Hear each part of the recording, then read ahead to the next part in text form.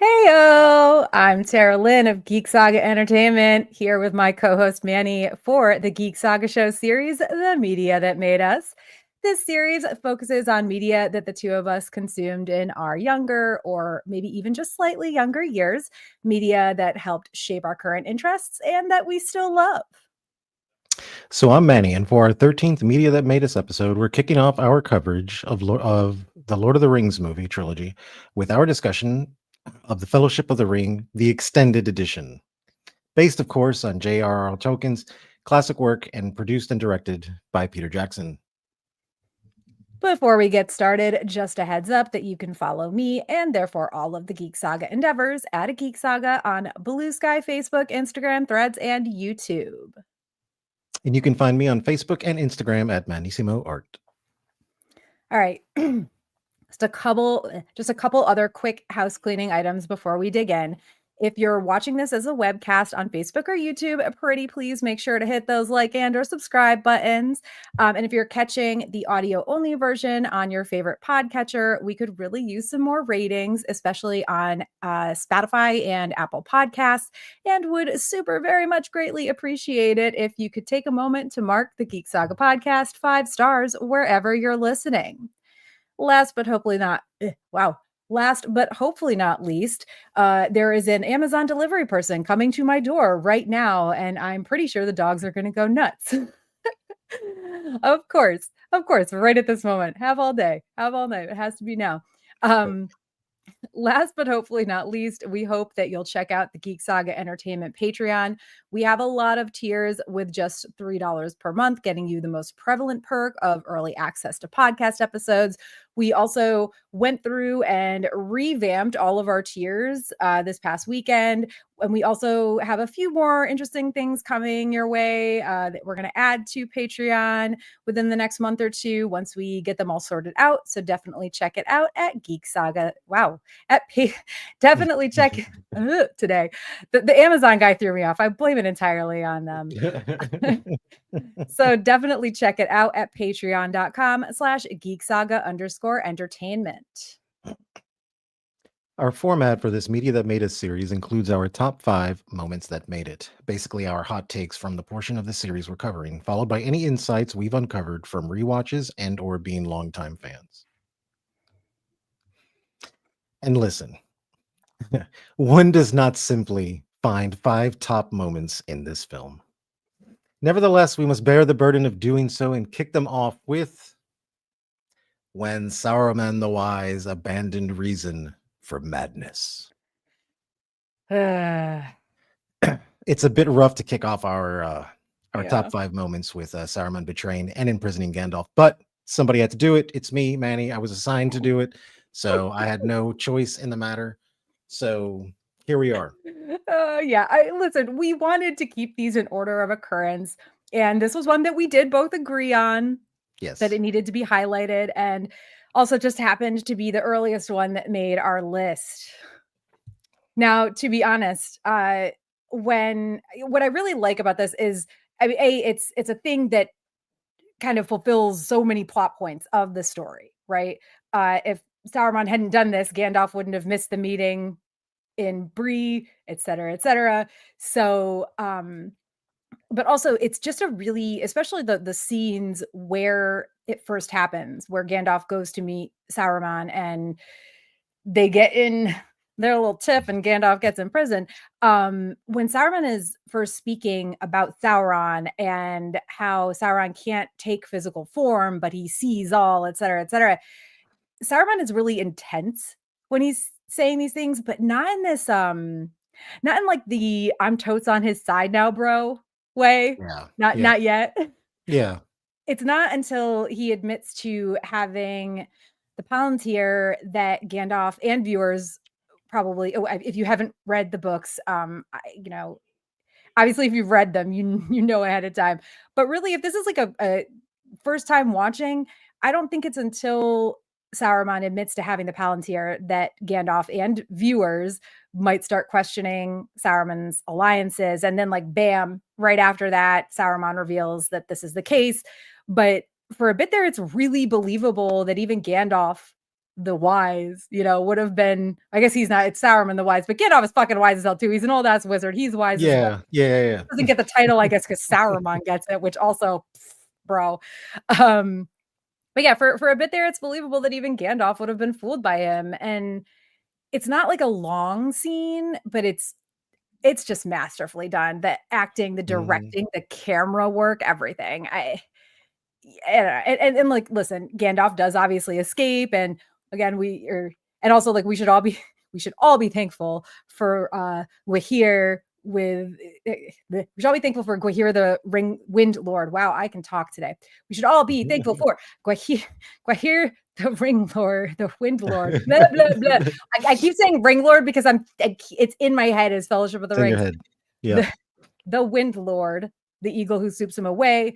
But yeah, it's just it really is a situation that affects so much about the movie and the story moving forward. And it's, again, like I said, masterfully fucking done. There's so many scenes in this movie that it's almost like done to like a subtle point, which is what makes it so like you had mentioned. There's it's beautifully done. Like this whole scene, I knew off the bat, right, that Saruman was just going to be like, let's take the books aside for a second. Like I knew there was something up. I mean, look at his castle, like But it's it's white. He's Saruman the White. Saruman the White, but dude, his castle white it was not, like you walk in there and it is like this really oppressive feeling in there, and the way everything is set up and it's made out of stone or whatever, and it just has this dark, like I don't know. And look, and then to top it all off, it's Christopher Lee, you know. The guy's just a legend in his own right, So like we just know. Second he starts talking, I'm like, oh man, here we go. We're in for it, you know. Yep. So, but I thought that there was like some cool things. Like the way they did like the castle was really awesome. I thought it was great that like the fight scene that they had together. And I found it really interesting that Saruman just doesn't kill him. He just doesn't. He's like spins him on the ground, he like makes Mhm. Gandalf breakdance for a little bit, and you just like, spinning around, and then he just kind of exiles him to the top of his castle. Like he does it. I mean, he could have just thrown him out and been like, okay, this problem is solved. But like he wouldn't do it. And like, why didn't he do that? Like, does he want Gandalf to see the destruction? Is it because maybe like they have been friends for so long, maybe that he's like, well, I don't want to kill my friend over this, but you know, so I don't know. I don't know. And I thought that like I think like the cool thing about Saruman's castle, obviously it's super huge, super tall. You can see like the flatlands, everything is like great. Mm. And what I liked so much about it is as the movie is progressing, you see his surroundings of the castle becoming more of a barren wasteland because obviously they're cutting down the trees, they're doing all this kind of stuff. So it starts off as this kind of beautiful overlook on this area, and then as the movie progresses, it just looks more like a scorched earth kind of thing. And again, beautifully done, beautifully filmed. The cinematography is fantastic. Yeah, I think that Gandalf, when Gandalf says, since or when did Saruman the Wise abandon reason for madness? I think Hmm. in Saruman's mind, he's the one who's being reasonable. Like, listen, Sauron is gonna win no matter what. Yep. Like, we can't stop him. So I have joined him, and I think he really, especially because he knows Gandalf, maybe he isn't as, he's not the leader like he is Hmm. supposed to be, like Saruman is supposed to be, but he's still very old and very powerful, and he has a lot of alliances. And I think that, yeah, I think that maybe there's a bit of the we've been friends for a long time thing, but I think mostly it's that Saruman is like, well, we need Gandalf on our side, and he'll eventually give it up, but only if he absolutely has no other choice. Again, he's got Gandalf, like you said, he's just sending Gandalf spinning around the top of his Spinning tower. around. He's got him planked off the edge of the Hmm. He's just sitting there like, remember when planking was the thing? Got him oh my planked god. off the edge of the Yep. fucking No, of the tower. it's funny, right? Because it's like Saruman should have just been like, "Oh yeah, no, we're gonna join him." And Gandalf's like, "No, we can't do that." He's like, "Well, we're going to. Like, I have a castle. Where's your castle? Like I'm a little smarter than you. I have a castle, bro. You know." but yeah, and again, it feeds so much of what comes after as well. And I think the biggest part of it is that I can't get over just how well done the scene is. Like, you read the thing on the page over and over again in my case, but oh man, there's something about these movies that caught me in the beginning, even before, like, even in theaters before the Mhm. extended editions, and has kept me coming back time and time and time again. Yeah. So, I think what the speaking extended editions did better is that the extended editions brought that slow burn to it, yeah, you know? yeah. And I think that's what really did it for me. I wish we could get full extended editions of more, like, movie series like this. But Yeah. also at the same time, then we've got, movie series like, I don't know, The Hunger Games that splits the 3rd book that's, a few hundred pages at most into 2 Mhm. movies, which I don't know is necessary, but Oh, like the Hobbit movies. oh god, don't even get yeah, Mhm. we're not We're not going there, but we're not I'm going just there. saying. Ugh. Talk about a case where the book is just I better isn't even far superior, doesn't even begin to cut it. But anyway, Yeah. um, speaking of things that keep us coming back to these movies, our next top moment is, if you want him, come and claim him. And we went back and forth about these top 5 moments, and one that almost made it but didn't was the fight at Weathertop where wow, I can talk. Where Frodo is stabbed with the Morgul blade, because Mhm. while that's certainly a scary and dark moment, and again, a really well done scene and everything, the real highlight for me anyway, and I think for you too, it's just in the end, like, Yep. if it's between this and that, we're going with this, Mhm. is when Arwen arrives in the nick of time, and we get to see the ride for Frodo's life, where she totally saves the day by Yep. carrying Frodo to and across the ford of Bruinen, and Mhm. then she casts that spell to keep the Nazgul, the ring wraiths, from crossing behind her. I mean, it's just, she arrives, it's like he's about to die. Yeah, Aragorn is kind of like, I don't know, guys, think he's gonna turn. Uh, Yep. Yep. I don't know if we can do this fast enough. And here comes Arwen to save the day. The ride across the plains, where the Nazgul are just like up on her, like up in their business, and Mhm. she barely makes it to the river, in the first place. But then she's made it to the river, and she has this one last thing under her belt, and it works. And yeah, and also I got that moment where she turns and it's just her face, and just, if you want him, come and claim him. I'm getting chills just repeating her words. And I'm not I thought about, like, maybe I'll try to, like, say it the way she says it, and I was like, "No, I'm not gonna bother with this bullshit, like, acting sort of nonsense. This is a Yeah. podcast, a webcast, whatever. I'm just gonna say the words the way I would, generally say them." And but you can't even, like, you kind of have to You emphasize these have to say it. things. It was fucking great. It's fucking great. No, it was fucking fantastic. And you know what I loved so much about the scene is that there's such a gentleness to the scene. Mm, There's this like protective, like gentleness to it. Like she comes and she's clearly a badass. She clearly knows what she's doing. But there is like that's like a true like savior moment there, where you yeah. just feel completely safe, you know. Yep. And Liv Tyler looks fucking fantastic as an elf. I mean, she is so beautiful. Otherworldly. Yeah, like, she is so beautiful to, like, begin with, and it's like, you get to see her, as an elf, and it was just like, "Dude, this was so good, man," and kudos, man, to the entire filming crew with some of the practical effects they used to have a hobbit next to a human, you know? Uh, They did it so great in this movie, because you sit there and think about it, it's like, "Oh, well, that's Elijah Wood, he's a normal-sized guy, he's my size," like, great, but then, nope, they just got this, like, little baby putting on the horse, like, "Let's get out of here," Like, Yeah, oh, it was the so good. practical effects in these movies were so freaking good, and I Mhm. to be honest, I think that's a big part of what makes them stand the test of time, that they didn't use, like, some janky to like, late '90s, early 2000s CGI or anything. It was all just forced perspective and stuff, Yep. like, and I get Yeah, it yeah, I was guess, and fantastic. also using taller actors and shorter actors certainly helped. But Mhm. I haven't, like, met Elijah Wood, but I I almost ran into him, literally, physically almost ran into him at San Diego Comic-Con one time because he stopped in front of me in a crosswalk. And I only knew it was him because someone had someone, some fan or something shouted his name, and he kind of like paused and turned, and I was like, huh! And I was like, Whoops. at least 3 or 4 inches taller than him in flats. So That's the part when you should have yelled at the person. If you want him, come and claim him. Oh my God. Oh, poor Elijah Wood. Oh my God. Man.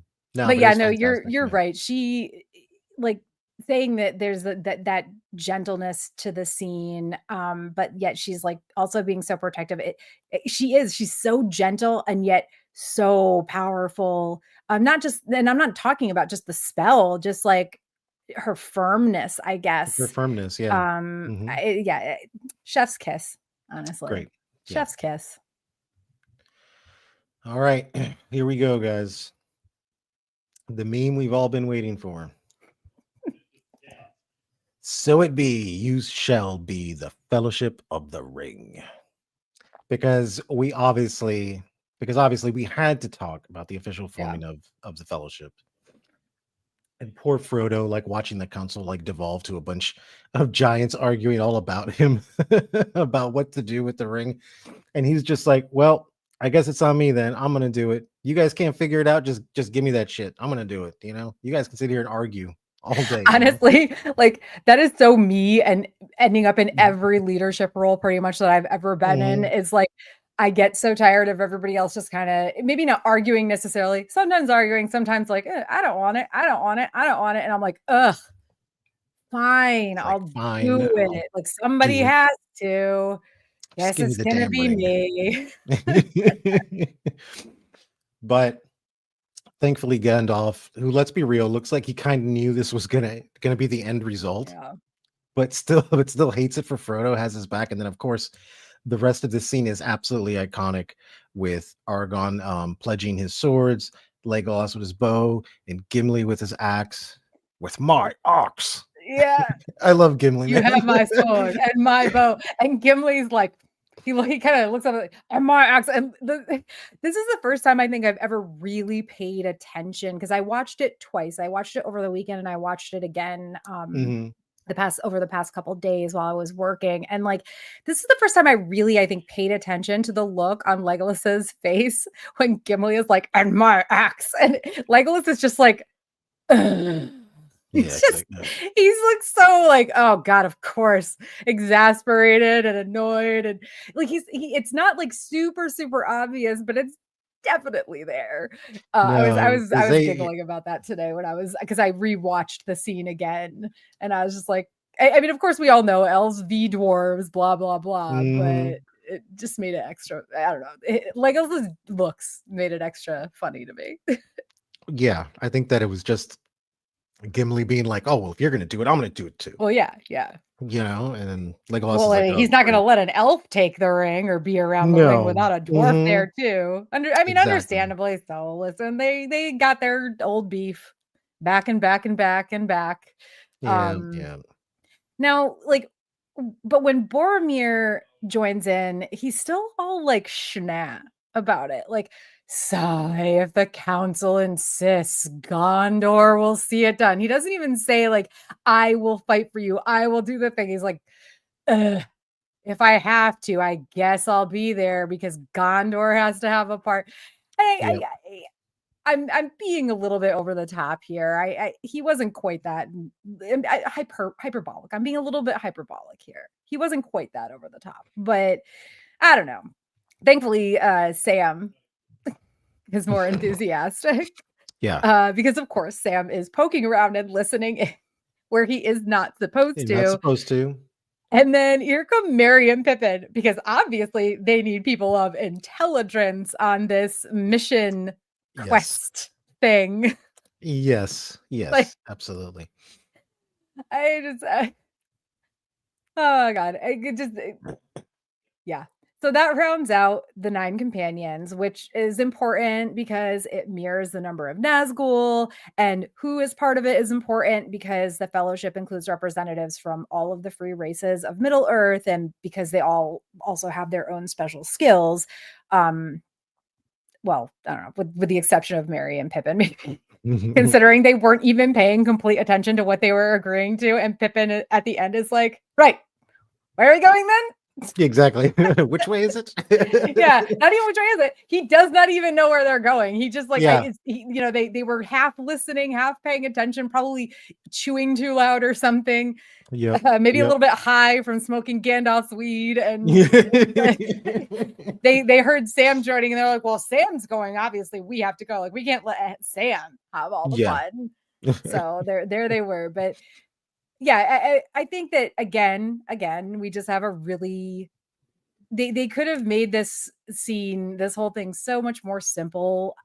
Maybe, but they didn't. They made it like you see them everything devolving because they're fighting about the Mhm. ring, which is exactly what Sauron and the ring cause.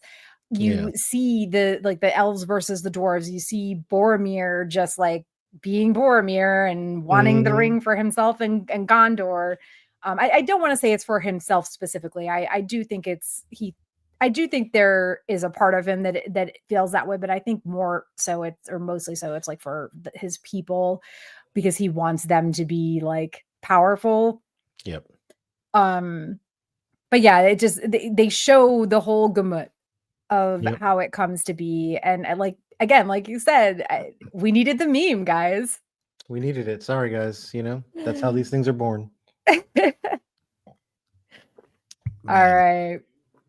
And then they leave, and that's the other thing. As they're walking out, Frodo has to be like, "Which way is it again?" And Gandalf's like, "Take a left." Like, Yeah. It's like, is it right or take a left? It's left like, out of it's left. Rivendell. And I Mhm. like how he actually says like take a left and not like go, west or north or east or south or Mhm. anything.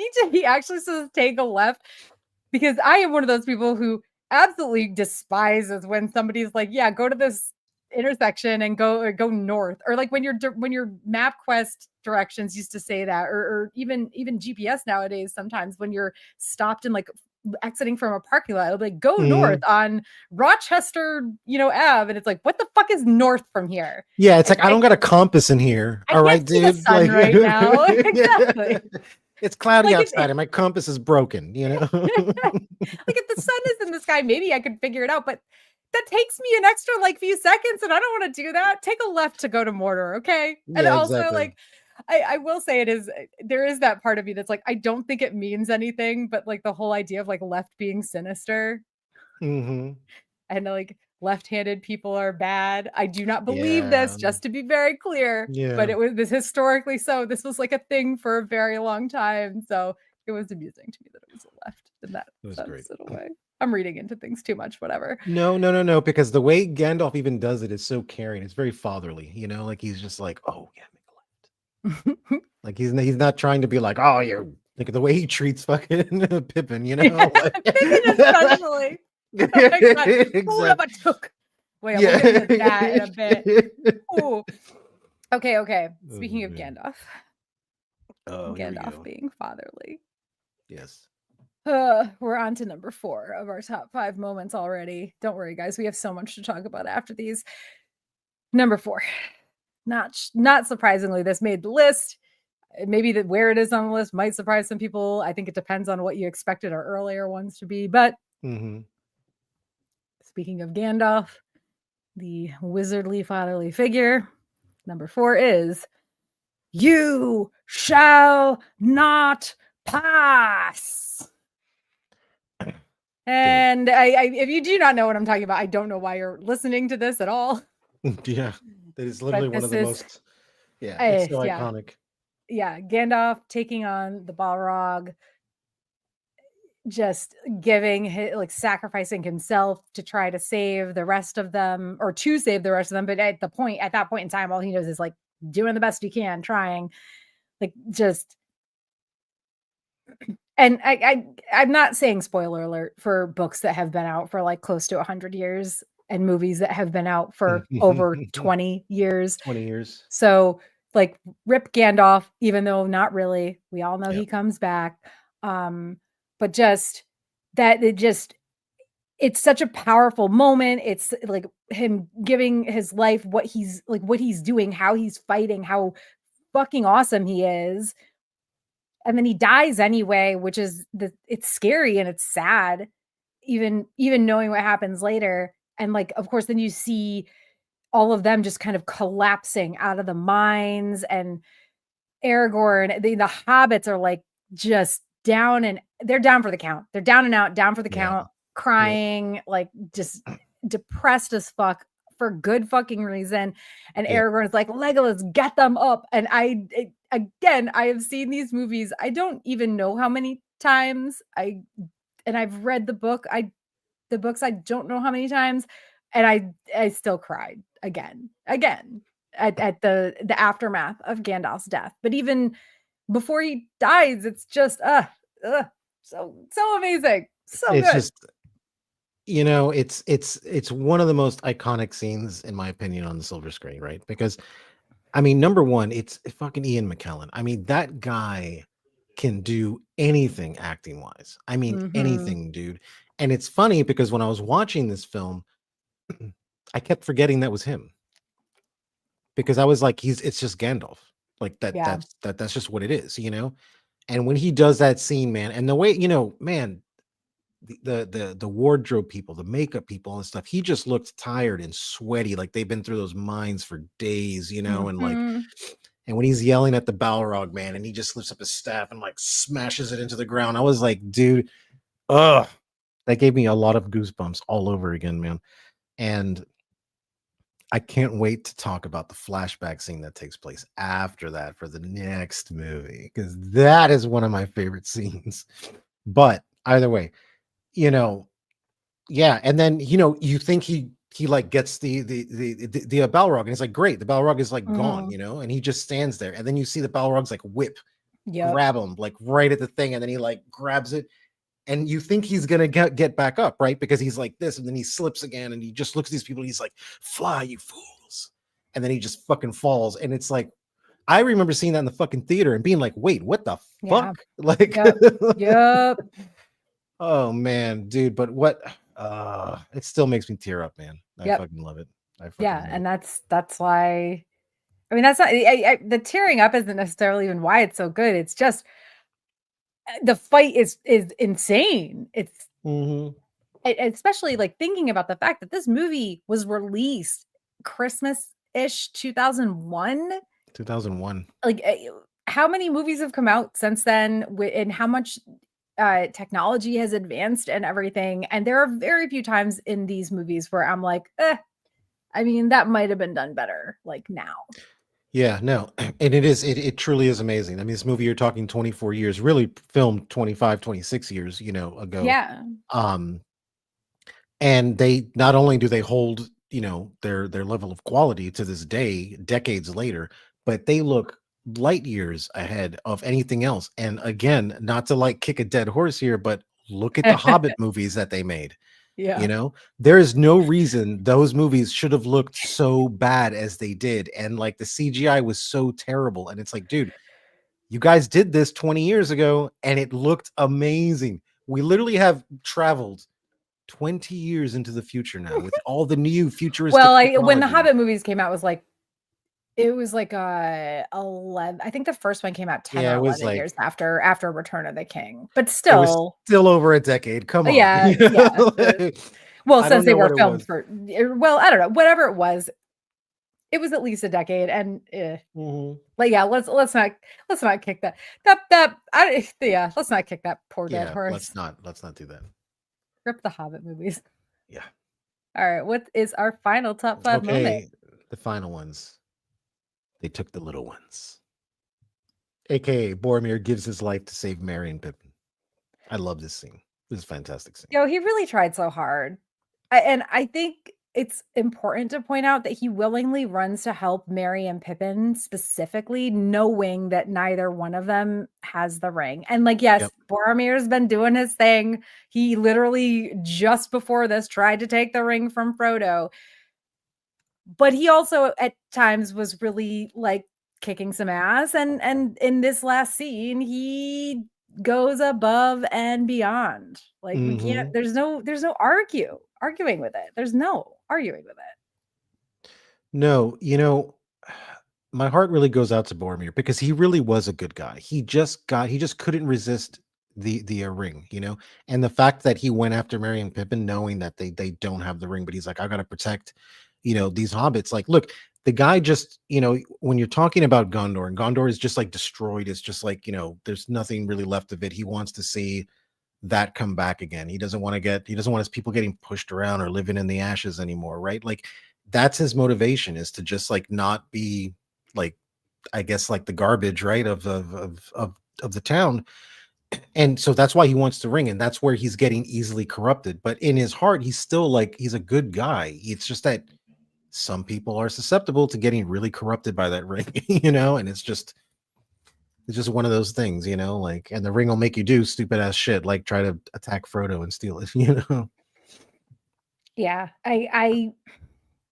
He was only human. And I think that in this, I think that the sad thing about it is that obviously, well, I mean, not obviously, but like stories like this, they need characters who are only human.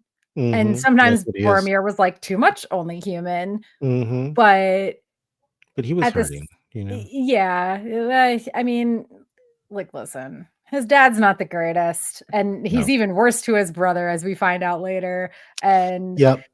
they're also, being stewards, they like have some power, but not all the power. And uh, I thought I don't know. I I thought it was super touching when he goes to see Galadriel, when they're all there. Mm, And Galadriel's giving all the words of wisdoms, and everyone's like, "Oh, Galadriel, like great." And like she takes one look at him, and like you can, later that she's like talking to his brain, and he just like can't look at her. He just starts breaking down and like can't yeah. even look at her. It's like, dude, like you feel so bad for him. You're like, wow, this guy is like, he's like damaged, man. Like he's seriously like fucking damaged. And I don't know. He wasn't a bad guy, man. And also, why does Sean Bean die in every movie? And literally everything. Everything. He just I mean, dies to in be everything. fair, sometimes he's a bad, like a straight up just bad guy. Yeah. But yeah, I think that, and I also think that what happened with him and Galadriel is probably a part of the reason why, even though he falters again with the ring Hmm. and Frodo, I think what he heard from her, it still took root somewhere in there, and Hmm. he realizes once again, oh, I fucked up or almost fucked up there, and that's Hmm. why he throws himself so hard into, into saving Merry and Pippin again, even knowing Hmm. that they're not the ones who have the ring. Yep. Okay. I have more to say about that scene at the end. Okay. We have so much, we have so many other things to go through, which Yeah. it like I'm so grateful for this because okay, so one thing that we're going to do for each of our Lord of the Rings episodes, each of these movies, is a section specific to not just the series, but the movie. Sorry, Manny, I'm surprising you with this because I realized it after the fact today. But so again, it might this section probably will not remain the same or repeat across all three episodes slash all three movies. It's something we're going to decide as we go along. But for Fellowship, we knew right away that we had to talk about Merry and Pippin, pure chaos goblins. I mean, hobbits. Yep. Granted, to keep things on track, we figured it would be best to focus on what we feel are the three most chaotic Merry and Pippin moments slash Yes. scenes, Yep. beginning with slash including. They only end up, it's part of the quest thing, because they're about to get caught stealing the farmer maggot's veggies, for fuck's sakes. I it's so funny because like Sam is like, I've never been this far from home. And then and then he's like so worried, and Frodo's like, what could possibly happen? We're still in the Shire, and immediately Merry and Pippin run into them. It is slapstick a little bit, but it's Merry and Pippin, so of course it is. Yeah. Um But Part also, of the I Fellowship love Magnet. how Sam is like, I've never been this far from home, like, however many miles, kilometers, etc. ago. And Mary and Pippin are just like, they're just like fucking exploring the Shire, Yep. stealing from everybody. Stealing. From Farmer Maggot. Also, that name. Really? Yeah. Farmer Maggot? Farmer Maggot. Like, Why, Tolkien? Why? that's Why? hilarious, though. But they literally physically run into Frodo and Sam, and then it's like, okay, well, we're just gonna go with you guys. We're gonna run because the farmer's chasing us with his dogs, Yep. and then it becomes like then the Nazgul are there, and to be fair, Merry and Pippin, they're like, let's get to the crossing, and they take Frodo to the ferry, help Frodo get to the ferry, and then they're all on the ferry, just barely escaping from the Nazgul. And it's like, well, now they're part of the thing, and they'll probably only go to Bree, right? Obviously, that leads right into our next one. But also, it's just very much like, Jesus Christ, they are only part of this fucking whole situation because they were plucking some veggies from some plot that didn't belong to them. Yep, and they're gonna get a They vacation in were away from Isengard. home too, because they lived over by Frodo. As far as I'll be honest, it's been a few years since I read the books, and I honestly don't. I've never really like committed to memory where each of the where each of the hobbits lived, but they were at Bilbo's going away party, and they seemed to know Frodo and Sam pretty well. So it's like, I'm assuming they live closer to them than they do to Farmer Maggot. Ugh. Yeah. But my God. So it's like they run into Frodo and Sam, but then they also help Frodo and Sam, get away on the ferry, which is how they end up in Bree. And they're at the Prancing Pony, and this is our second most chaotic. And when I say second most chaotic, I don't mean second like in like one is more chaotic than the other. I just mean second in a list of 3. Second most chaotic Merry and Pippin moment. And also it's Pippin, because let's be real, Pippin is far more chaotic than Merry, at least in this movie. Pippin is the problem. Clearly. Pippin is the problem. Pippin is the problem. They're at the Prancing Pony. They're all getting drunk, singing their fucking bar songs, whatever. And somebody's asking if he knows a Baggins or whatever. And Pippin's like, yeah, I know a Baggins. He's right Frodo. over there. He's like my second cousin or something. Like, he's right there. We're here together. Right, yeah. Even after they've had, they're supposed to not be telling anybody. Frodo, come here. Show him the ring. Look, show him the ring. They're all drunk and enjoying themselves. And Pippin names Frodo, and that like Frodo, he like freaks out. He falls over. The ring like just magically, because it is magic. Falls out of the air onto his finger. He disappears. Now he's as soon as the ring touches his skin, it's like, okay, well, the Nazgul, not only have they been tracking you and they can kind of figure out where you are anyway, because Sauron has eyes everywhere, but now you've actually like put the fucking, well, I guess he didn't put, now the ring has actually inserted itself onto your finger. That sounds really gross. Yeah. Jesus. Now the ring has actually put itself on your finger, and that causes all sorts of problems, because then the Nazgul are on their way. They attack Bree. They like, it's Aragorn, aka at this time Strider, as they still know him, has to swoop in and save the day. And they're like, should we trust this guy? And it's like, I mean, who do you trust, this guy or the fucking ring wraiths? We're obviously definitely bad coming after you. Which is wow. My personal favorite is where they're in the mines of Moria, and Pippin apparently just has to touch everything, and he knocks like that dead fucking skeleton in the armor, and it's just like, it was like one thing after another. He bumps into it and makes a noise, and then it like slowly goes down, and it's like, and then you see the chain that's connected to like the well bucket, and it's like, that's coming next, Yeah. Like, and it fucking crashes. And then he just like stands there quietly looking at Gandalf because he knows Gandalf's mouth is gonna open next. It's just like, oh man. That was my favorite. That was like because it was such a great like draw out on a scene that probably didn't need to be as long as it was, but it was like it almost broke the attention of what was going on, because of that.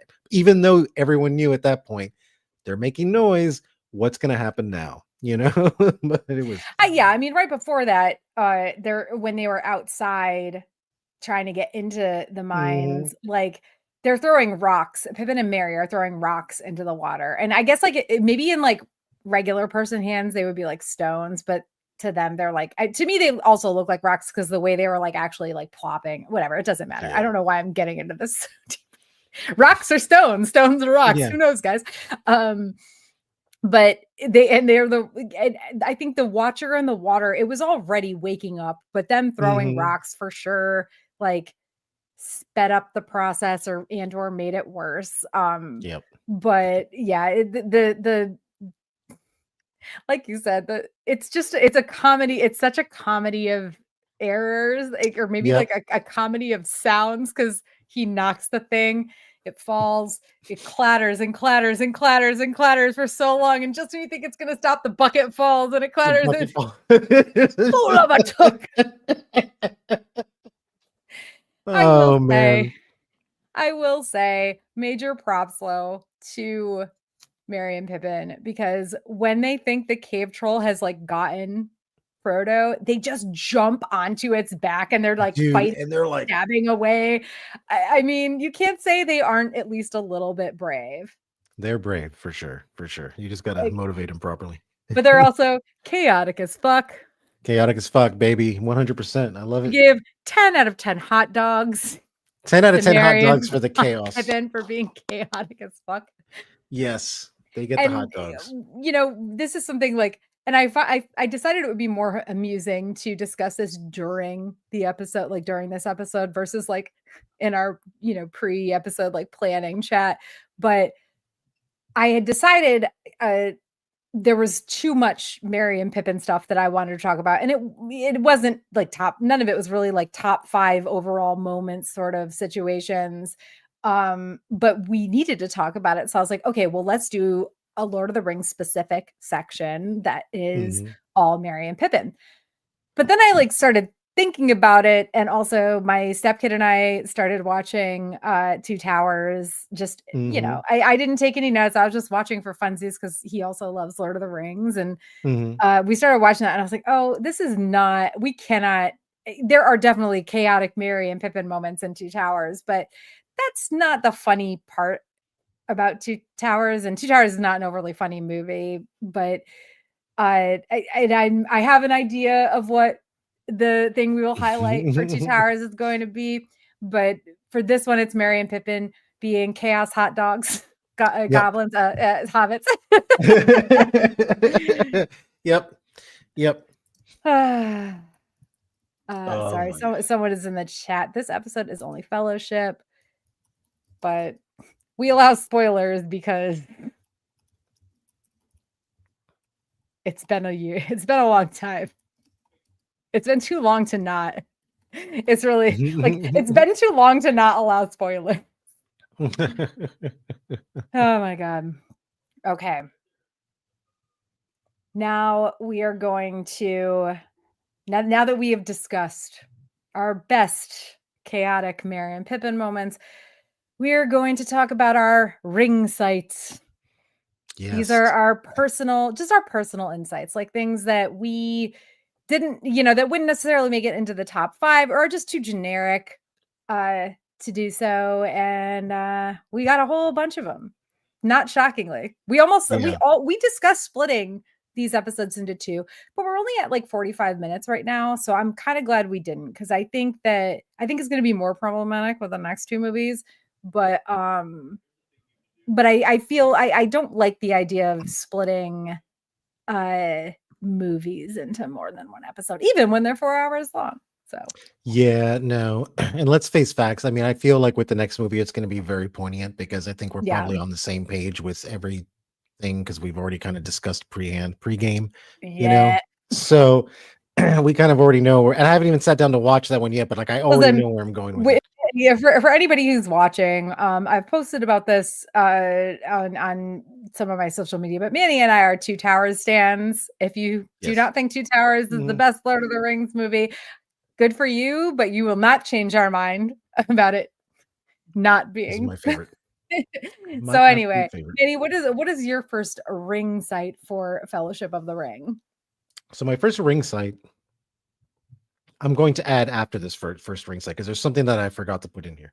But number one, the goddamn opening scene from the Fellowship of the Ring is so so beautifully done, that it's like that prologue, and they're just like, and it's, Kate Blanchett narrating it, and they're telling like what happened, and like the way everything is fucking filmed, the way everything is fucking done with the elves going to war with fucking Sauron and shit like that, like, and the way it like builds up, like it was, I'm a big fan of like prologue scenes done like that, where it's kind of like, okay, we're just gonna kind of info dump you right now. Yeah. Well, info dump, but done well. Exactly. Exactly. And that's the thing. Like they're telling, but they're showing in an such a well done and intriguing way that you don't it's telling, but it's more showing, I think, than telling. Hmm. I Maybe that doesn't make sense because, like, yes, they're saying all the things and doing all the words. Hmm. Yeah, yeah. But I love it. That whole opening scene is just fucking fantastic. Still gives me chills. And I've actually, even though I haven't sat down to watch the movie in a long time, there's been many of times that I'll sit outside by myself and I'll drink. And I always put on that scene. I start putting on Lord of the Rings scenes that I really loved, and that was one of the scenes that I always put on because I just love it. Like if somebody one day, like 100 years from now, is gonna write a story about my life, and they're gonna be like, dude, they're gonna be like, okay, that's gonna be the opening like prologue to Manny's movie right there. It's gonna be something like that, something so epic. Like I love it. So that it was personally, I mean, as personal ring sites, that it was my personal favorite. It's not really a ring site, but it's just me, kind of. But Oh no, it's a personal insight. Ring yeah, sight. rings. Listen, I'm all about the not always great play on words here. Yeah, Like no, it's for fine. for those of you who haven't been watching our Media That Made Us series, we did Battlestar Galactica. We did a fuck ton of Battlestar Galactica episodes, well, 12 of them. Um, and we had this section called Dean Sites Hmm. because my husband is like, I mean, I'm a huge Danny and I are both huge Battlestar Galactica fans, but my husband is Hmm. is over the top, like knows so much about it more than I ever could. And so we called them Dean Sites. His name is Dean. So when we were discussing how to like organize the Lord of the Rings episodes, I was like, personal insights. Wait a minute, ring sites? Ring Like it's sites. it's not really that clever, but I'm gonna go Mhm. with it. So the next one I was gonna put in here real quick that I forgot to put was all the singing and dancing and songs that took place during the party for Mm. Bilbo. There was such a celebratory feel to it.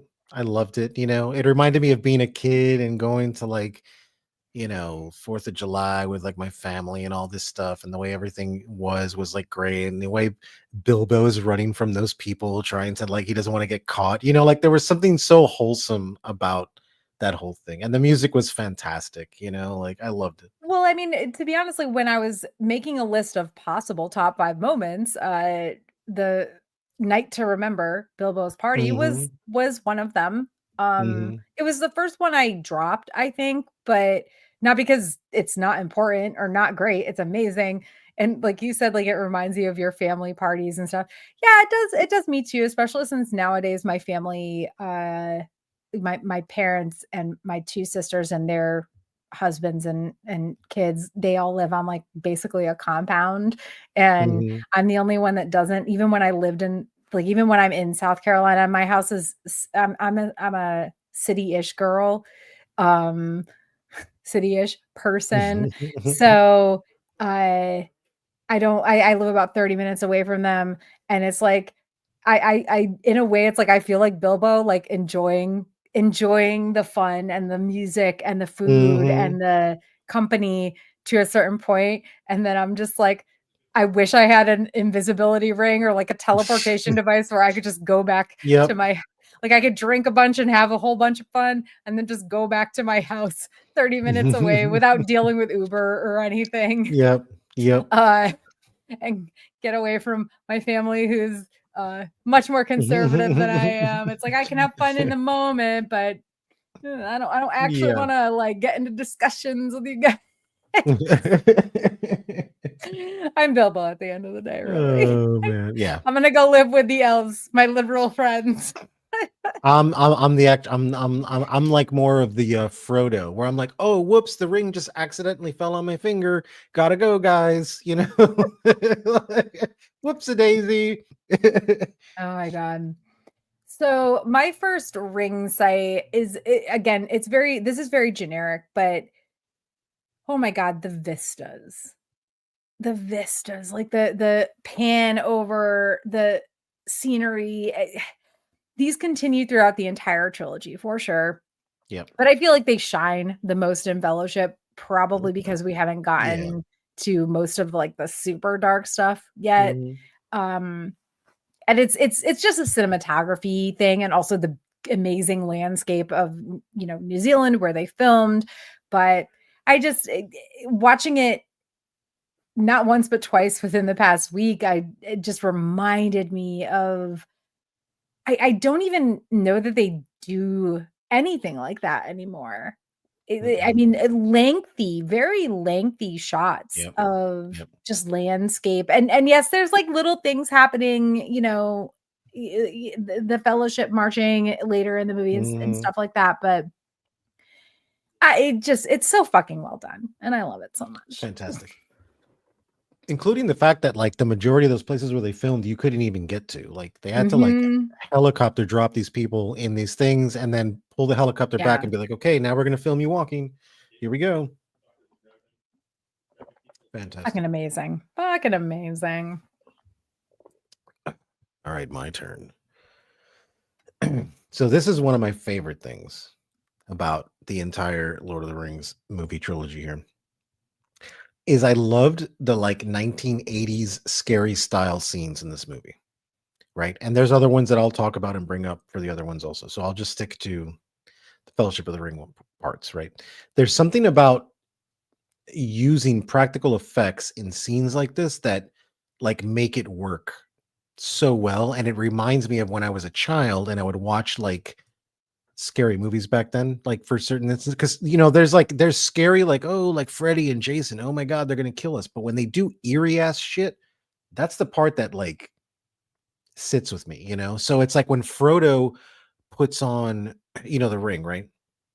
And the ring wraiths show up and you get to see what they look like. And you're like, oh, Mhm. you can see that they're the kings, right? Who had the fucking, and the way it looks with the smoke or haze coming off them, and he's just like sitting. It reminds me of like a nightmare, is what it reminds me of. Like it's Yeah, oh just yeah. something scary. And no, I fucking loved it. It was great. And then there was like scenes that kind of throw you out of what you're experiencing, right? So like when Galadriel comes down and is talking to Frodo, and Frodo like holds out the ring, almost like offering it to her, and Hey, then hey, she don't just get into that yet. oh, I have it things to was say about that. but that was one of my things. Anyways, so there's like things like that, where it's just really, I don't know, the way it's done cinematically, I guess, is just really scared. It made me feel like I was 8 years old watching something I wasn't supposed to be watching. That's So, how I feel. Have you ever seen The Last Unicorn? oh yeah. Yeah, that movie has some scary ass shit in it, and I watched it when I was, like, real little, and I love that movie. Mhm. Even though it was scary as shit, I loved it when I was real little, and you're right, there are scenes here where it, like, evokes that. Yep. Um, Now that said, I can't be the only one who, despite the obvious, Mhm. scariness/seriousness, has a bit of a laugh when Gandalf shows back up in the Shire after, like, a year past Bilbo's birthday. he just like Frodo's walks into his slash previously Bilbo's house. It's all wrecked. Somebody's obviously broken in. Gandalf shows up, grabs Frodo. We get this like extreme close up of his giant head, and he's like, "Is that secret? Is that safe?" And it's like, Yep. I know it's like it is a little bit surprising, scary, serious, but it's also like, Yep. "Is that secret? Is that safe?" Yeah, exactly. I don't know. It's I'm That not was funny. supposed to laugh at that, but I always do. Yeah. Yep. Um. Okay, so speaking of dudes in this movie, I don't know. I have no good segue into this next one. All I have to say is that Aragorn, Aragorn, Aragorn, and the prancing pony. Like him just with his hood all low, smoking his pipe. Like you don't even know like Mhm. what his face fully looks like yet, but it's still like its own sexual awakening type moment. That is all. Yep. I and then you do see what he looks like, and yeah, he's dirty. He's dirty and he's sweaty and wet, and I don't even know what the fuck is going on there. But oh, my my like my like 2001 self that had always kind of just like been attracted to like clean cut boys. And to be fair, I was still technically a teenager in 2001, was like, oh my God. Oh my God. Yep. What is happening? What is What is happening in happening my to me? mind, in my heart, Exactly. in my nether regions? Exactly. It's time to go to church, you know? Oh, Aragorn, Aragorn, Oh, Aragorn. Like man. I know that there are people who thought that Legolas was the hottie in these movies, but I'm not saying that he wasn't attractive, Mhm. but oh my God, Aragorn times 1,000. Like, come on, look Yeah. at him, He just was, look at him. And I'm not somebody who like dated people who were super older than me or anything like that. So like when I first like saw this and felt that, I was like, oh, he is like old enough to be my dad in real life. Uh, it doesn't matter, though. wait, This is yeah, Middle no, Earth. it's It's yeah, it's different. Middle Earth, yeah. Different He's rules, like, different laws. Yeah. and I'm talking about the actor being old enough to be my dad. Aragorn is old enough to be like my second great Yeah, grandfather. exactly.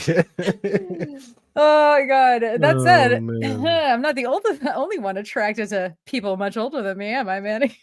Dude, fucking Galadriel, man. Galadriel comes down, like, off those stairs, like, with her fucking her ex-boyfriend or whoever it is, before I met her.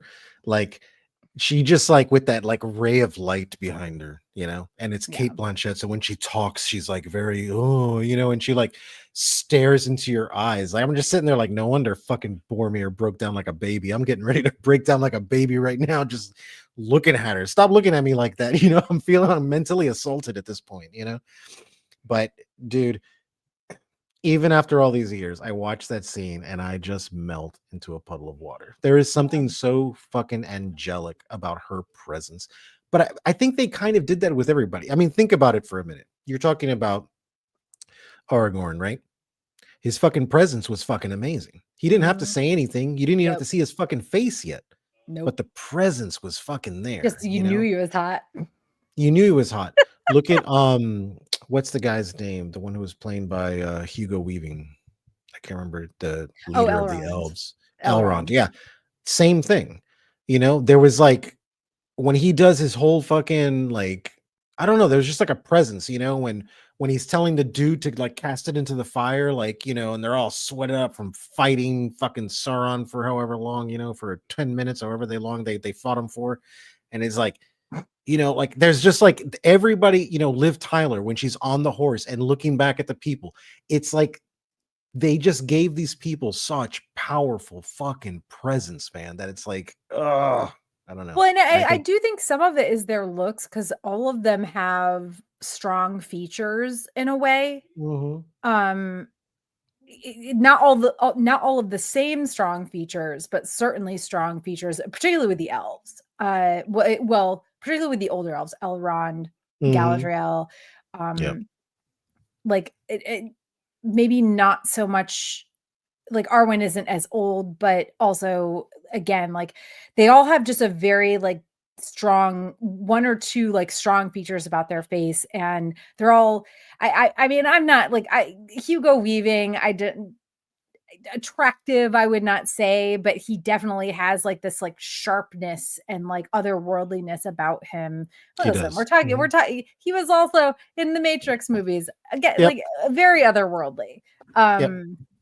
So I might not find him attractive, but at the same time, like, yes, like there's like a power behind their looks. And someone in the comments is saying ageless, and yes, that too, Yeah, absolutely. that would be correct. Yeah.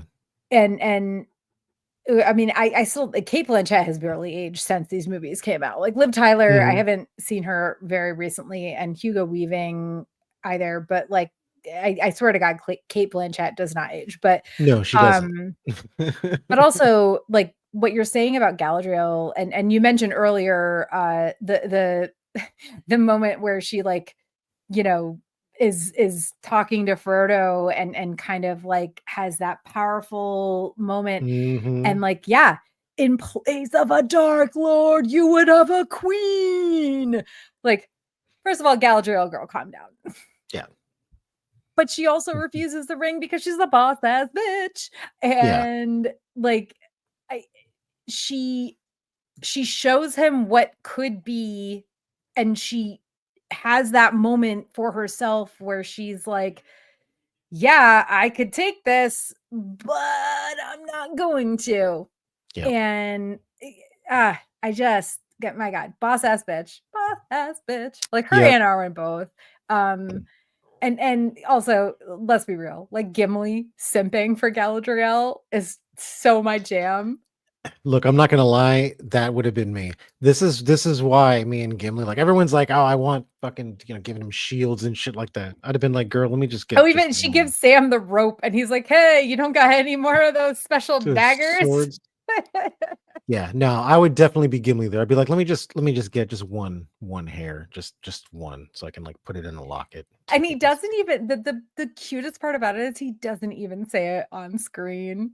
He just like, he's like, there's one thing, but no, it's so stupid." And then it just shows her like smiling, all like, and like you said, like angelic and Mhm. otherworldly.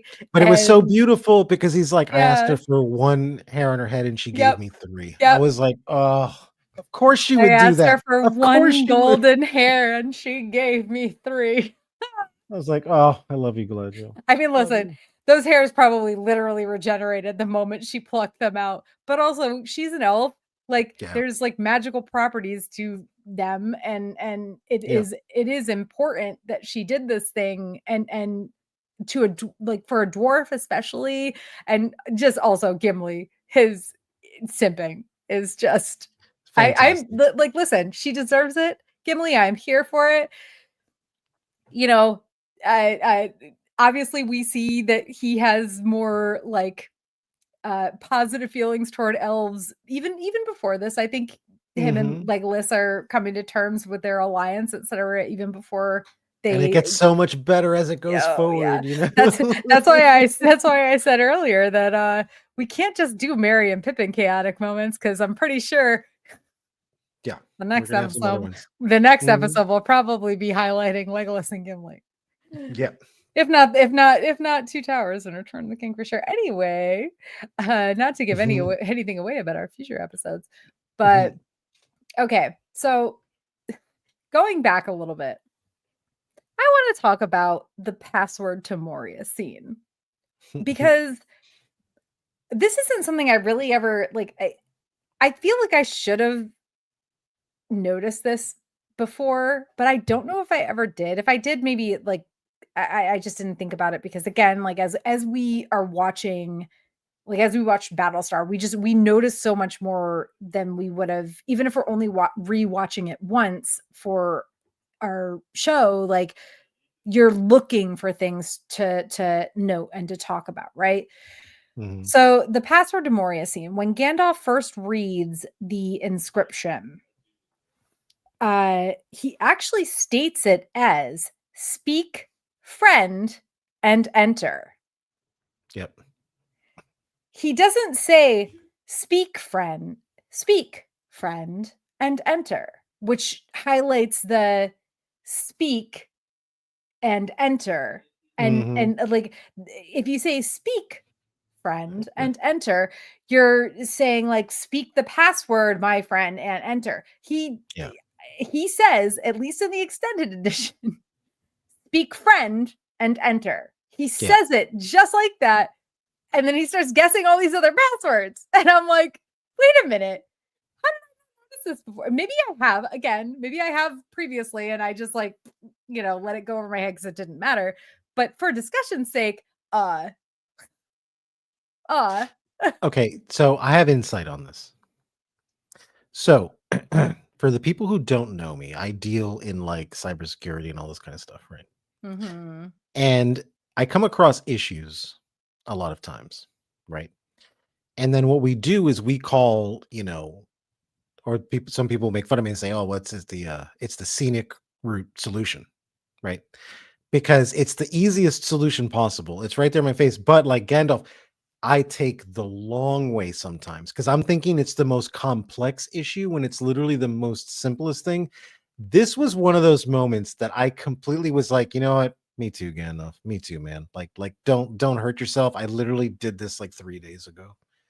You know, like so I get it. I get it. You're so I mean, he's a wizard, man. He's reading these books and everything is all complex and spells and all this shit. And then it's like there's not for a second he's going to look at that door and be like, clearly this they just want me to. He's not going to that now. It can't be it. We're going to go the long way, guys. Okay. I get it. I get it. I'm just saying. I get it. That's my case for him. No, I mean, and listen, I understand that too. It was just weird to me that the way he stated it was speak friend or like speak friend. My God, now I can't say it right again. Speak friend. That's what he said. Speak friend and enter. Yep. And so, oh my gosh, that's my doormat to my friend. Dude, I have always wanted one of those. Nice. But I've never been able to find, never been able to find one big enough or high quality enough for the price. And Jen McLean saying Etsy, and I'm like, Etsy. Yeah, I mean, I know, but like I've looked at the ones on Etsy, and they're like 17 by like something, and I'm like, I want like a 34 by like 24 or 36 by 24 mat that says it in the most that were no admittance except on party business. Yeah. I actually, that's the thing. I want a mat that says no admittances except on party business, and I want a sticker, a giant like sticker, not sticker isn't the right word, but you know what I mean, for my door. That's the thing for Moria with the tree and the speak friend and enter for my door. Nice. That's what I want. I want both of those things, and I've wanted both of those things for a billion years. Jen says, "Make it." And I'm like, I don't have the time, the energy, the artistic talent. Yeah, well, knowing Jen makes a lot of stuff, like she'll just like say, "Oh yeah, this is a good idea," and then boom, she just like makes like the girl just she just conjures nothing into something, so it's not surprising that's where the thought process goes there. Oh my gosh. Okay, so moving on from speak friend and enter, what is your So this scene, I really loved this scene, right? And I'm gonna kind of like deconstruct it here. So just forgive me because we're gonna get a little deconstructed here. So when Oregon is fighting the main orc dude, right? He looks like the typical like in my brain, it's like this is like the typical badass orc, like, oh yeah, like nothing can fucking stop me. And there was like a trope for a long time in the early to mid 90s and obviously into the 2000s that when somebody got stabbed, the way that they would show that they were such a badass was that they would keep putting it in them, like, oh yeah, look at how strong I am. Honestly, I think my trauma comes from those assholes in high school who used to put cigarettes out on themselves like they were badasses. And I'm just like, yeah, dude, it's just you're just one cigarette away from a fucking infection that's going to kill you. Okay, great. So when I saw that, that's what it made me think of. I was like, oh, okay, here we go. It's one of these fucking badasses. And the way Aragorn, just like in his head, I can imagine he's like, oh, great, you brought yourself closer to me. This works in my favor. And he just like pushes him off and just fucking takes his head clean off. No, nothing, no, like, oh, I'm gonna get you now. He just literally backs up, takes his head clean off. Bro, like head on, apply directly to the forehead, bitches. And whoever got that reference is probably closer to my age.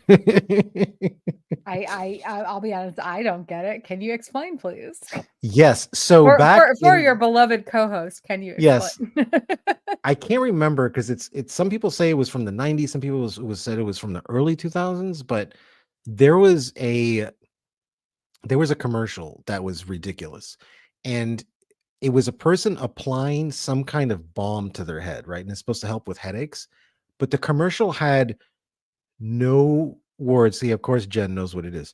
So, like, no words, but it was literally, it would just say, head on, apply directly to the forehead, head on, apply directly to the forehead, just on repeat for 30 seconds. That's it, you know? And it Okay. was like it didn't even tell you what it was, you know? And it was like this weird, no, exactly. It was a fever dream. You see, Jen says a fever dream. That's what it was. It's like if because the thing is that I would see that on because I like back in the day, I wouldn't sleep without my television on. So when I would wake up at 3 a.m, that's what was playing like as a commercial. So it was like a fever dream. It was weird. So I don't know why I threw that in there, but you know, whatever, man. No, I mean, I get it. I get it. Yeah. It makes sense. And also, you're right. And this is also not the only time Aragorn does the most badass. This is not his most badass lopping off of the head, BT dubs. Yep. But it's second best, I guess. It was great because it was just like, I just like that. I like it when people like say, oh, look at how tough I am and look at like how whatever. And the person who's technically the underdog there is just like, bitch, like, fuck you. And I'm like, yes, that's what I like. Yeah. Yep. One of the things I was thinking about leaving to talk about later, but we have a good amount of time. So I think I'm going to talk about it now is this is and I think this is something we're going to have to talk about in every episode, but Sam and Frodo as the top bro ship ever. Yep. Like, listen, like,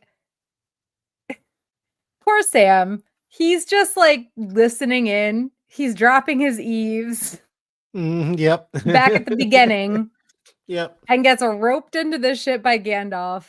But then once they've gotten to Rivendell and Frodo's like, well, God, guys, guess I'm taking this shit to Mordor.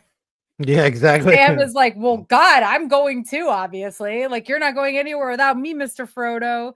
It was so cute the way he chased him like out on the boat. It was just like, exactly. dude. And then at the end here, like, oh my God, like he can't even swim. He's like, I will drown. Yeah, exactly. Drown to be with you, I Mr. can't be Frodo. with you. I just the depths and especially because like in real life, I have been not in my younger years, but I have been very lucky in like my 20s and more especially my 30s and now like in my early 40s to see men who actually have like ride or die friendships where they are so all for each other. And but back when these movies came out, that wasn't a thing that I ever like saw. And so seeing, I don't know, like I look at these two characters, at Sam especially, who was just like, I've never been like 10 feet from home. Hyperbole again. But like Gandalf forces him to go with Frodo to a certain extent, and then he just keeps going. And then at the end, Boromir is dead. Trying to save Merry and Pippin. Merry and Pippin are taken because they're halflings and the orcs are dumb as fuck. Like, and Sam just, he's like, I can't let you go alone. I love them so much. And It's beautiful, is what it is. It's beautiful, you know. I don't know. There's something that I love like so much about that male camaraderie, you know, Yeah. because we're not conditioned to be like that in any kind of way, you know, to tell your male friend that you love them and that you're gonna be with them forever, you know.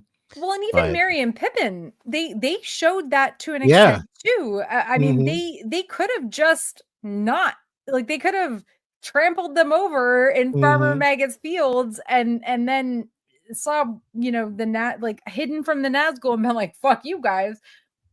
But they still helped. Yep. And they Yep. they were instrumental to Frodo getting across the river. Hmm. They they could have bowed out in Rivendell and they're like, Hmm. "Nah." And in the books, I believe that Elrond, maybe it's been a few years since I've reread, but I believe that Elrond wants Merry and Pippin to go back to the Shire to be the ones to spread the news that, hey, Hmm. trouble is probably coming. And Gandalf was like, no, like Frodo needs friendship and loyalty, and these two are, like, yes, they're silly, but Yep. they are loyal. Yep. And they show that. I mean, my God, again, Hmm. like we said earlier when we were talking about Merry and Pippin being chaos hot dogs, or I'm so sorry. Yep. PS for anybody who didn't watch our Battlestar Galactica episodes, there's a character whose call sign is hot dog. It's become a thing with us. So the idea of people being hot dogs will just continue, or Forever. things being rated on a scale of 1 to 10 hot dogs is just Yep. going to continue. I'm so sorry. Not sorry. Never gonna die. Never gonna die. um but yeah, I mean, and they do, like, they get attacked. The troll like stabs Frodo, and of course he has the mithril Hmm. uh you know vest on or Vest or whatever, whatever, the tunic, yeah. and tunic, yeah, and he's okay, but they're like, and they throw themselves on the back of this cave troll who's like 20 times their size. And I so anyway, all hobbits are loyal and lovely and I love them, but Mhm. Sam is the most, and not to discount Merry and Pippin because they obviously did not choose Mhm. to be, kidnapped, Yeah, no, they like didn't. taken prisoners of war by these fucking awful orcs. Um, and I also love that Aragorn is like, yeah, no, Frodo's on his own shit right now. Sam's with him. Don't worry about it. We got to go get those other hobbits back. And yeah, and I love that it ended like that, right? Because Yeah. like Argon didn't like fight him. He was just like, I would have went with you the whole way, but like I understand what you're doing, right? And yeah, and then you would think that okay, the fellowship is broken at this point, and then he's like, no, dude, we're gonna go hunt some orcs. You know, Gimli's like, yes, you know, like yes, I love it. Uh, when a Walker, one of our commenters, saying Gollum was a hobbit, though. I mean, he wasn't he like he was like an early like it was like pre-Hobbit. I could be wrong about that, to be fair. Uh Gollum is his own thing, and we haven't, Hmm. yes, he shows up like tangentially in Fellowship. Hmm. We didn't talk about him at all because he is way more imperative to the story in Two Towers, obviously, and very obviously Return of the King. Hmm. Um, he's just kind of like in the background, uh, creeping. Gollum creeping. Gollum creeping, doing his What would, creeping. what would we rate? Okay.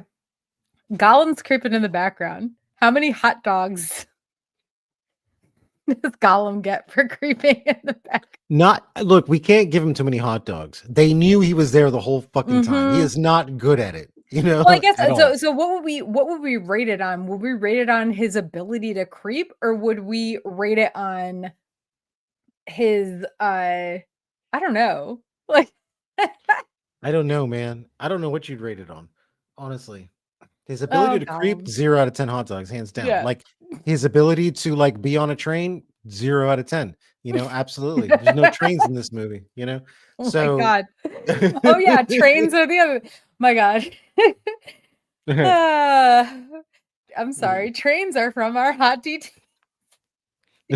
Look, there you go, right here. Look, he can be rated on a wriggling fish, though. Let's be honest. How many wriggling fish? You know? Okay, okay, yes. Yep, yep. No.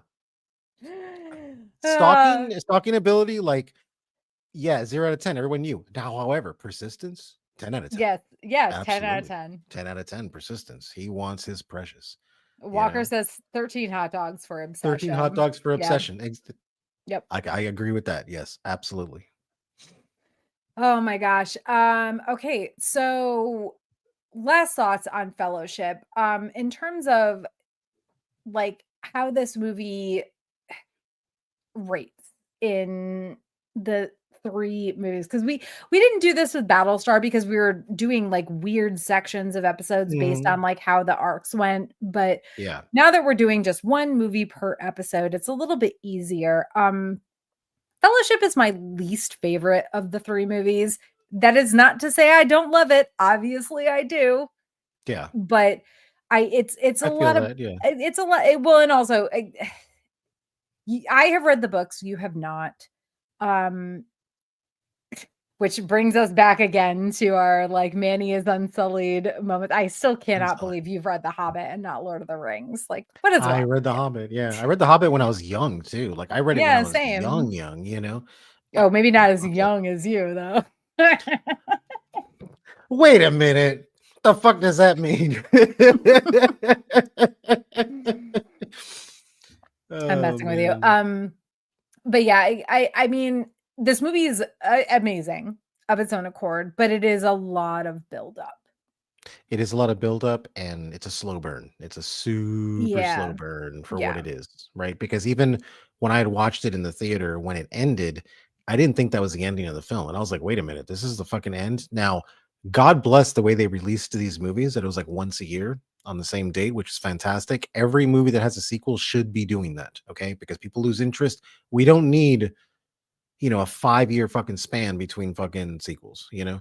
So the way they did that was fucking great. My thoughts on it was watching it in the theater, I was super blown away by it because they did it so fucking good, right? yep. And but also, it's gonna be a weird one. It it ruined the Harry Potter stuff for me. Really? Yeah, because now I didn't read Harry Potter. Obviously I know that was kind of geared towards like a younger crowd at the time. But I saw the other one, the first one, right? When because they released the first Harry Potter movie. What was it like a? It was like a year later or something. It was like a No, year no, or two no. The later. first one was it was the same. It was the same. Harry Potter Oh, came out, I want to say Thanksgiving 2001, oh, and so it came Lord of out the Rings before was Christmas. is what Yeah, it said. it Yeah, was it came out within a before. month of each other. Yeah. But I did watch the Harry Potter movie in the theater. So back then they used to re-release movies in the theater from time to time. So it was probably something that since Lord of the Rings came out, they're like, oh, we got to put Harry Potter back on, right? And when I watched it, I was like, holy fuck, I hate this. I was like, I fucking hate this. And that was the only Harry Potter experience I've ever had in my life was watching that first movie. And You're because it lucky. was, yeah, That means that you have not given no, no money has J.K. given except Rowling for that. any Yeah. like any of your money for however many years. I, as a former Harry Potter like person, feel disgusted at the amount of money that I spent on her books and her Yep. movies and her. Yep. No, exactly. So I watched that one and it wasn't like terrible. I won't tell anybody like, oh, that first movie was like terrible or anything. But first off, it came off as like way younger than what, because I was like, Well, yeah, I mean it was. yeah, I think I was like 24 when Lord of the Rings came out. So I was like 24, 25 or something. So it was already like older and like Harry Potter came out. And I remember watching it and being like, oh, this would be good for like the kids. Like they'd be into this kind of stuff, or whatever. But when you come off of Gandalf, you shall not pass, and then go to fucking Quidditch, I'm just like, look, dude, I can't. I'm sorry. I just can't. I can't. Like I couldn't. Look, but Jen makes a really good point here. When it comes to like the fucking Fellowship of the Ring, dude, the slow build in the Fellowship of the Ring is what makes the Yeah. second movie so much more fucking powerful. And then from that, it's what makes the third movie so much more fucking powerful. You got to have that slow build, man. Well, and I think too that like the the slow build is why this movie didn't win all the awards when Return of the Mhm. King did. First of all, Yep. argumentatively, I think Two Towers should have won more awards than Oh, Return of the yeah, King. definitely. Just Yep. saying. Uh, I'm Yep. sure we will eventually get some haters that are like, whatever, Return of the King was obviously the best. And it's like, why? Because because it won awards, because the fucking Oscars, the bullshit Oscars finally decided to be like, ooh, fantasy movies, that's a thing we should give awards to. Yep. Fuck you. Two Towers was better anyway.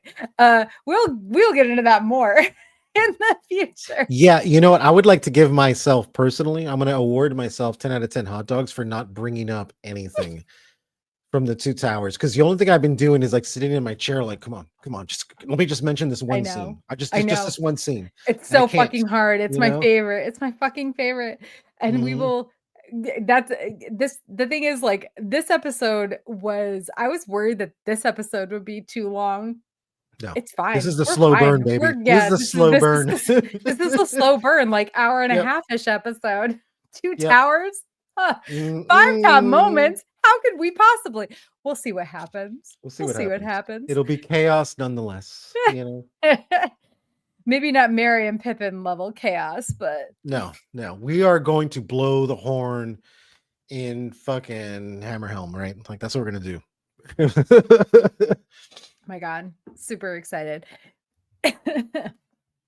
But yeah, I mean, I feel like so when I saw Fellowship in the theaters, well, and you too, like it Mhm, was so fucking good. And then the well, and also all three movies came out in theaters, and then the mhm. DVD and the DVDs for all of them had come out, and then like a year after Return of the King, maybe more, a year or more after Return of the King They did had the been in theaters, extended. they were like, here's the extended editions. And it's like, fuck yes, I am in college. I have no money. I will spend Yep, 80, 90 bucks, whatever it was, on these yep. DVDs. And I watched them Mhm. and I was like, my life will never be the same. Nope, nope. Uh, I had a friend when I worked at Disney. It wasn't not my first time.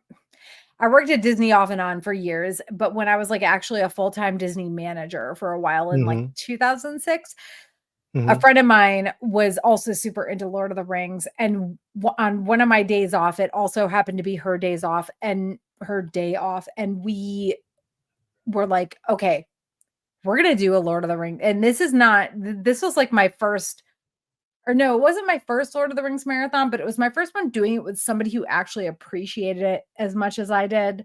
And we got a bunch of junk food and a whole fuck ton of alcohol. Mhm, And we sat down at like starting at 11 in the morning and we watched mhm, the extended editions back to back to back to back to back. mhm, And I've done it.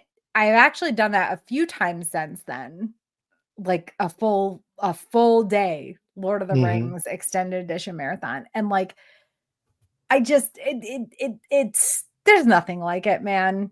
I don't think I could do that with any other movie No, series. Like no. because nothing adds up to it. Like, yes, this is the Mhm. beginning. Yep. Jen is saying uh she did it on New Year's one time, and I'm like, yeah, I think I did it. I don't think I did it on New Year's. I did it on Christmas Eve, I Mm, believe, one year. But mm. again, like these are movies that you and listen, I'm not saying anybody is less of a fan or anything if they don't want to do that, but my God, like you could actually sit and watch these three movies. And as I got older, the last few times I did it, I actually cooked meals that like matched up with like Balin's beef and something like I matched 10 cup Ranger cookies for Aragorn. I was matching food with the show with the movie as I was doing it. And I know Yep. there's people that have websites that have done like way crazier stuff, like the onering.net, etc. Mhm. They've gone over the top with these things. But listen, like I would call myself like not a casual fan, but not like a over, and I don't mean over the top in a bad way. I'm between Mhm. casual fan and like whoa, like over the top fan. And I Yeah. don't mean over the top fan in a bad way. I'm slightly more toward the over the top fan in Yep, this. yep. And when we decided that we were gonna do this movie series, I was like, listen, I'm wearing a hobbit-ish outfit. This was the best Hobbit I can I do. brought you have a cloak and a vest. I I found a sort of pint-ish cup in my hand. Yep.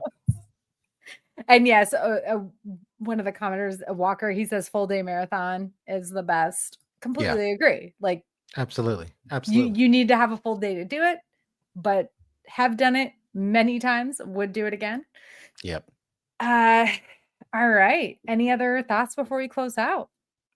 I think I'm just gonna save the rest of my energy for the next one. Oh my god. I have so much fucking energy.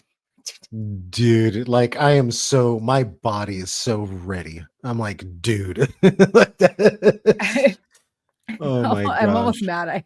I'm almost mad that we have to wait like 2 weeks. Okay. I know. Ugh. As we close out the episode, we just want to thank you for joining us for our 13th Media That Made Us show on The Lord of the Rings, The Fellowship of the Ring.